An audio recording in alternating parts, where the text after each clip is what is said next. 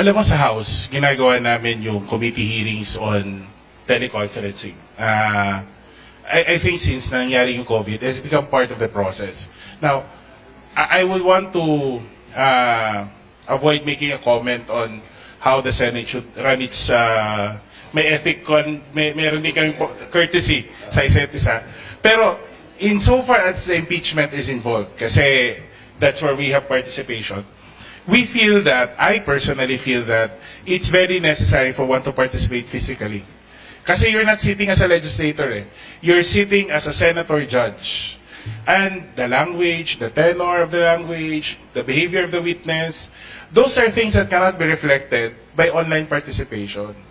I think katulad ng sinabi ni Professor Ranch, gusto natin patas, maayos, credible yung proseso.